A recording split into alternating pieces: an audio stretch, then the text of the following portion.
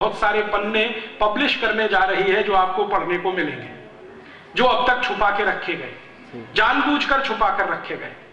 कुछ ऐसे पन्ने हैं भगत सिंह की डायरी के जो देश के सामने आने चाहिए थे 50 साल पहले, लेकिन नहीं लाए गए। क्यों? क्योंकि उन पन्नों में भगत सिंह ने भविष्य का भारत कैसा होना चाहिए उसका खाका लिखा है। भगत सिंह लिखते हैं कि आजादी के बाद भारत में अंग्रेजों के कानून नहीं चलेंगे, अंग्रेजी पुलिस व्यवस्था नहीं चलेगी, अंग्रेजी न्याय व्यवस्था नहीं चलेगी। लेकिन भारत के प्रथम प्रधानमंत्री कह रहे हैं संसद में कि आजादी के बाद हमें अंग्रेजी पुलिस भी चाहिए, कानून भी चाहिए, अधिकारी भी चाहिए। तो अंग्रेजों का बनाया हुआ कानून जिसका नाम है Indian civil services act, Nehru ji ने नहीं बदला। Indian police act, Nehru ji ने नहीं बदला। Indian education act, Nehru ji ने नहीं बदला। Land acquisition act, Nehru ji ने नहीं बदला।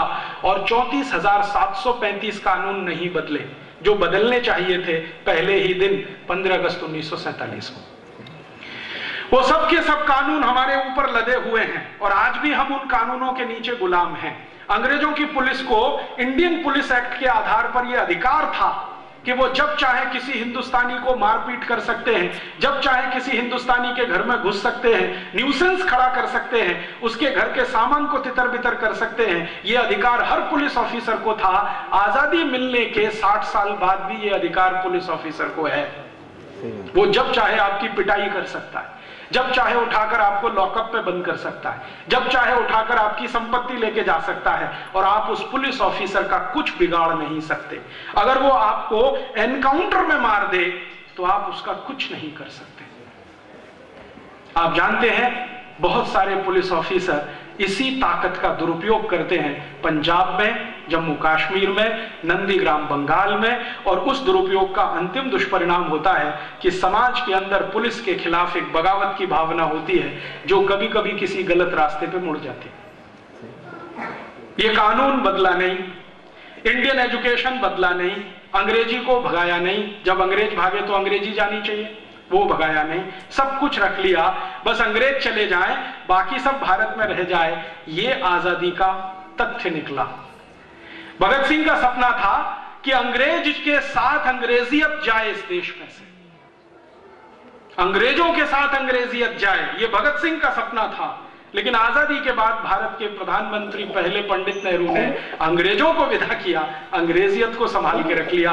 दुष्परिणाम क्या हुआ उसका?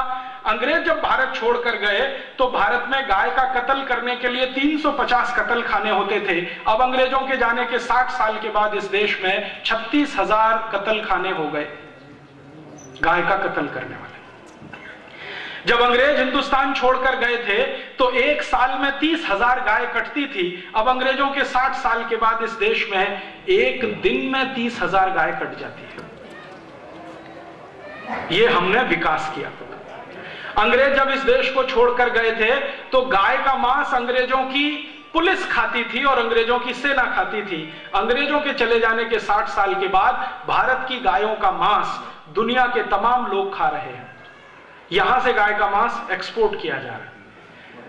अंग्रेजों के जमाने में ये जो कानून नहीं बदला सरकार ने, अंग्रेजों के जाने के बाद भी नहीं बदला, उसका आज दुष्परिणाम ये है कि गाय के एक एक साल के बछड़े, 2-2 साल के बछड़े रात दिन काटे जाते हैं। ट्रक के ट्रक भर के कत्ल खानों में भेजे जाते हैं। किसी कत्ल खाने के सामने आप जाके 10 मिनट खड़े नहीं हो सकते।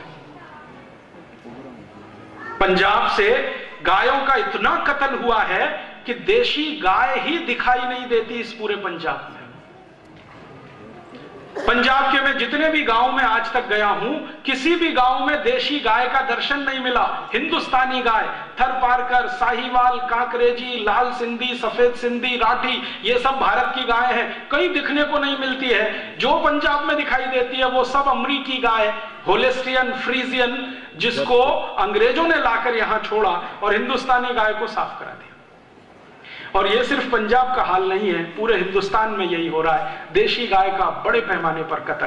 अंग्रेजों का तर्क ये था कि गाय का मांस खाने में बहुत स्वादिष्ट है। आज हमारे देश में जो काले अंग्रेज चला रहे हैं सरकार को, वो भी यही कहते हैं कि गाय का मांस खाने में बहुत स्वादिष्ट है, इसलिए गाय का कत्ल बंद नहीं हो सकता, चालू रहेगा। अंग्रेजों ने एक कॉन्वेंट स्कूल खोला था कलकत्ता में 1760 में। अब हिंदुस्तान में हजारों हजारों कॉन्वेंट स्कूल गली गली में हैं। और मुझे ये कहते हुए बहुत शर्म आती है कि हिंदुस्तान में बजरंगबली कॉन्वेंट स्कूल भी है। My God. सरस्वती माता कॉन्वेंट स्कूल भी है इस देश। आज तक मेरे समझ में नहीं आया बजरंगबली का कॉन्वेंट से क्या कनेक्शन है।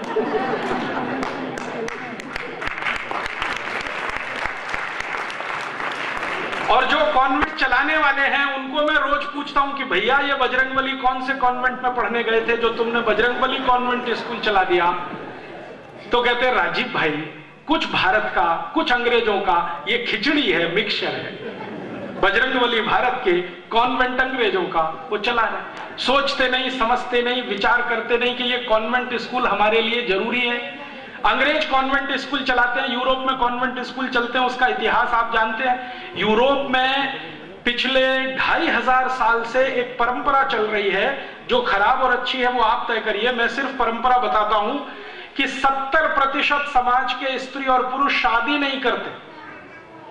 ये 2500 साल पुरानी परंपरा है यूरोप की। शादी नहीं करते, लेकिन बिना शादी के साथ में रहते। इसको एक नाम दे दिया है लिव इन रिलेशनशिप।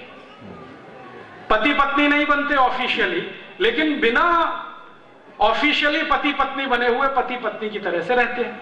तो बच्चे तो पैदा होते ही हैं। अब ऐसे पति पत्नी जो शादी करते नहीं और बच्चे आ गए, वो कहते हैं भाई एक्सीडेंट आ गए, हमने तो बच्चे लाने की प्लानिंग की नहीं थी, वो तो एक्सीडेंट से आ गए। तो ऐसे बच्चों को सरकार पालती है, क्योंकि पति पत्नी नहीं पाल सकते। और उन बच्चों को पालने के लिए चर्च को फंड दिया जाता है। चर्च उस पैसे से कॉन्वेंट स्कूल चलाता है। कॉन्वेंट का अंग्रेजी में मतलब होता है लावारिस बच्चों का स्कूल। आप चाहें तो ऑक्सफोर्ड डिक्शनरी खोलिए, वेबस्टर डिक्शनरी खोलिए और CONVENT का मतलब देख लीजिए। CONVENT का मतलब है लावारिस बच्चों का स्कूल, जिनके बाप का पता नहीं, जिनकी अम्मा का पता नहीं, ऐसे बच्चों का स्कूल।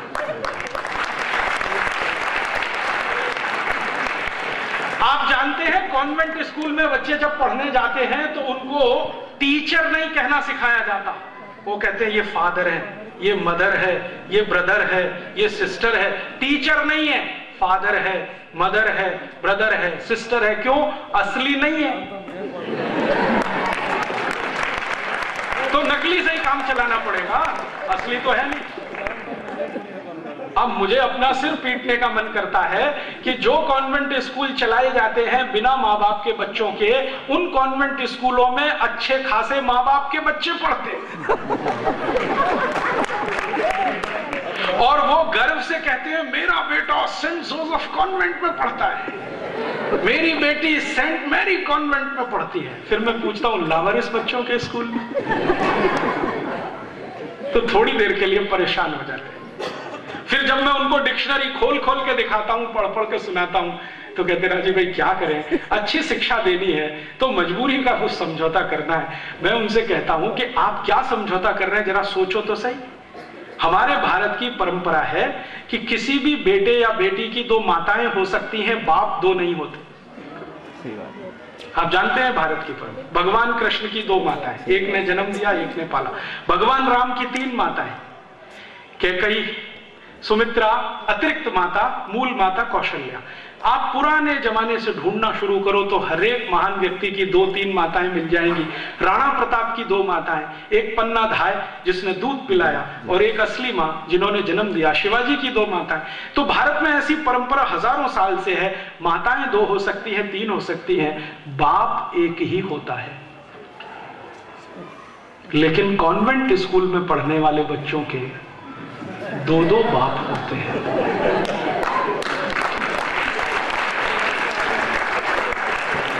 एक तो घर में है असली और दूसरे स्कूल में नकली, फादर, मदर, ब्रदर, सिस्टर। अब आपको बहुत खराब बात कहता हूं, आपके दिल पे चोट पड़े इसलिए कहना चाहता हूं। भारत में एक बहुत खराब शब्द है, उसको बाद में बोलूंगा, पहले अंग्रेजी में बोल देता हूं। अंग्रेजी में एक बहुत खराब शब्द है, उसका नाम है बास्टर्ड। BASTARD। इस बास्टर्ड शब्द को अगर आप खोल के देखो डिक्शनरी में, ऑक्सफोर्ड में या चैम्बर्स में या वेबस्टर में, तो इसका अर्थ है ऐसा लड़का जिसके 2 बाप, उसको बास्टर्ड कहते हैं। हमने अपने अच्छे खासे बेटे बेटियों को कॉन्वेंट में भेज भेज के बास्टर्ड बना दिया, और हम बड़े गर्व से कह रहे हैं कि हमारी बेटी, हमारा बेटा कॉन्वेंट में पढ़ता है। क्या हुआ? हमारे दिमाग को खराब हो गया है क्या? नेहरू जी का दिमाग खराब हुआ एडविना के कारण, समझ में आता। आपको क्या हो गया?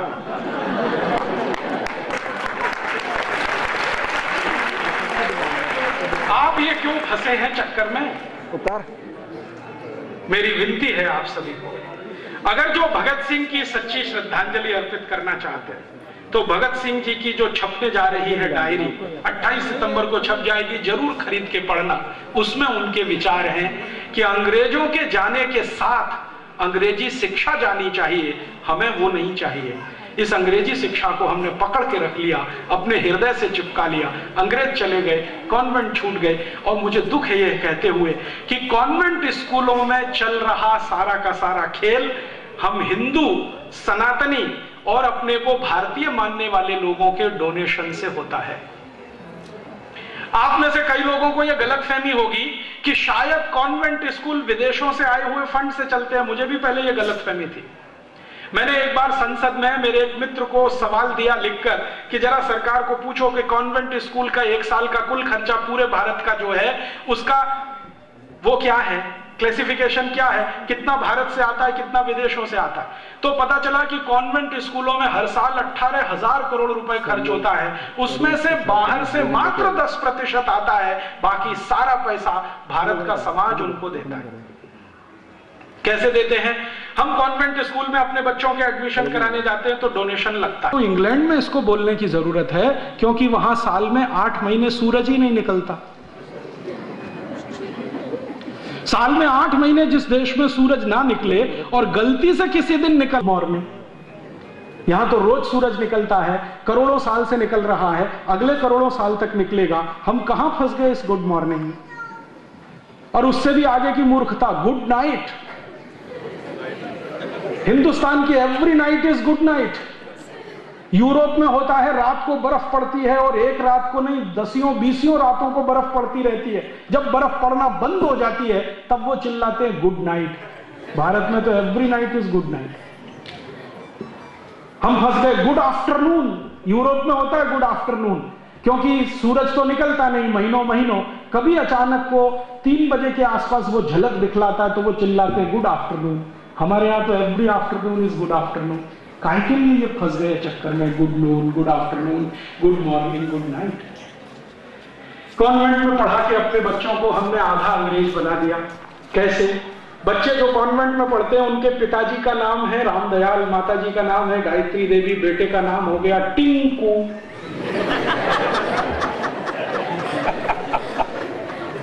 मेरे समझ में नहीं आता कि ये रामदयाल और गायत्री देवी का टिंकू कहां से आया। टिंकू का अर्थ समझते हैं? फिर से डिक्शनरी खोली ऑक्सफोर्ड की, वेबस्टर की। टिंकू का अर्थ है आवारा लड़का।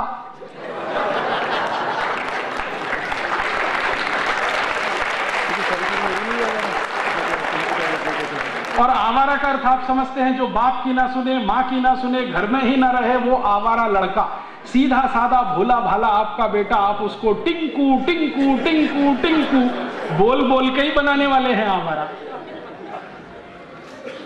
और ये टिंकू अकेला नहीं है, इसके साथ बबली भी है। बबली, डिंपल, ट्विंकल, बबली, डबली, डबलू, बबलू, पता नहीं कहां कहां से विचित्र नाम ये लाला के अपने अपने घर में रखना शुरू कर। हमारा पता है क्या हुआ? पहचान ही खत्म हो गई। रामदयाल की पहचान है, गायत्री देवी की पहचान है, टिंकू की क्या पहचान है जरा बताइए। रामदयाल गायत्री देवी की पहचान है, बबली डबली की क्या पहचान है, बबलू डबलू की क्या पहचान है। हम लोग इतने मूर्खता में फंस गए, ये सब में अपने जीवन को फंसा दिया।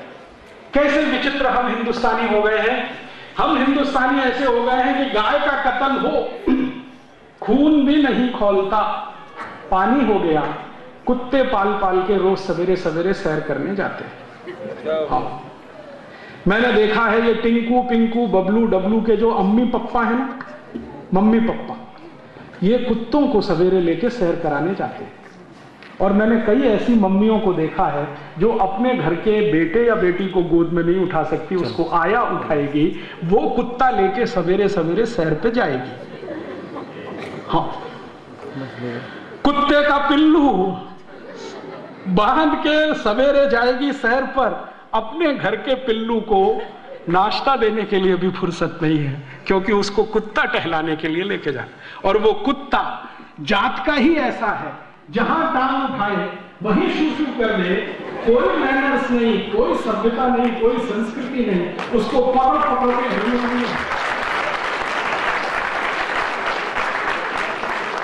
और वो कुत्ता भी बड़ा विचित्र है, देख के ही करता है। आपकी कार को देखेगा, चारों तरफ चक्कर लगाएगा, जो कार का पहिया सबसे अच्छा दिखाई देगा उसी पे काम उठाएगा।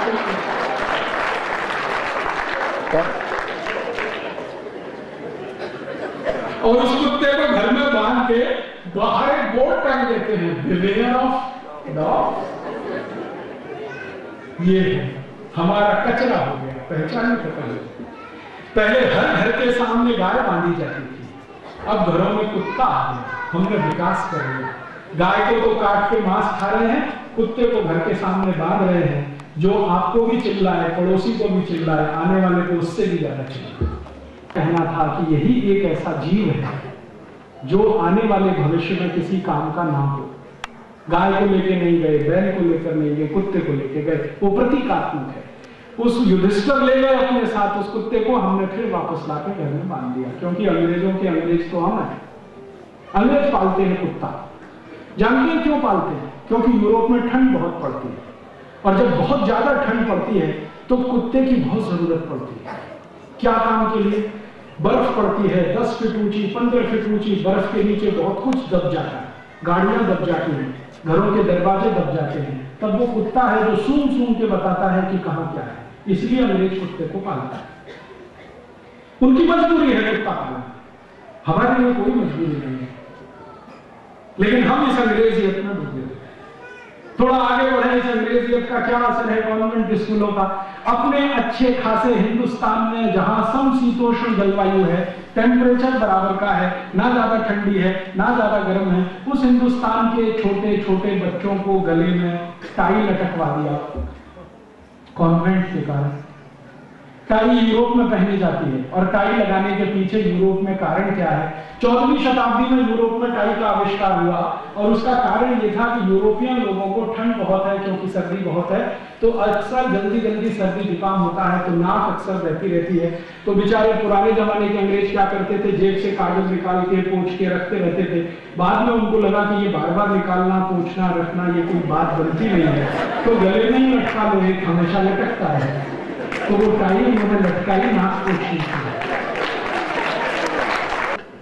और हम तो ऐसे महानों के महान हो गए कि भरी जून की गर्मी में 3 पीस सूट टांगे घूमते रहते हैं, दूल्हे राजा बन के घोड़े पे चढ़ के बैठते, 3 पीस सूट और टाई लगा के। मूर्खों के मूर्ख उसी दिन सुपर इडियट बन के शादी करने जाते।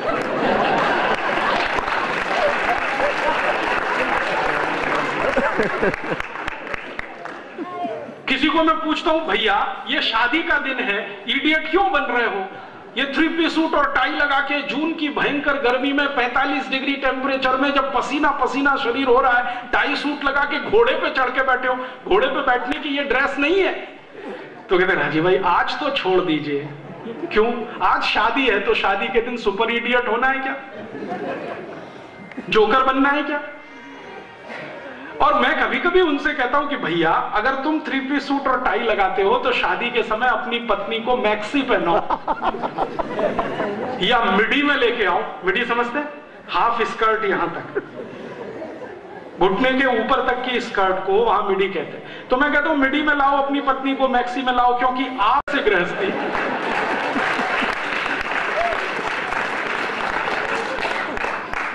पत्नी को साड़ी में ही लाएंगे और पतिदेव 3 पीस सूट और टाई पहन के आएंगे। मूर्खों के मूर्ख। यही सब कॉन्वेंट की निशानियां हैं। ये कॉन्वेंट एजुकेशन ने हमारे दिमाग में ऐसा वायरस भर दिया, ना तो हम हिंदुस्तानी रह पाए, ना अंग्रेज बन पाए, हम खिचड़ी हो गए, हमारी पहचान खत्म हो गई। मैं दुनिया में बहुत घूमता हूं और दुनिया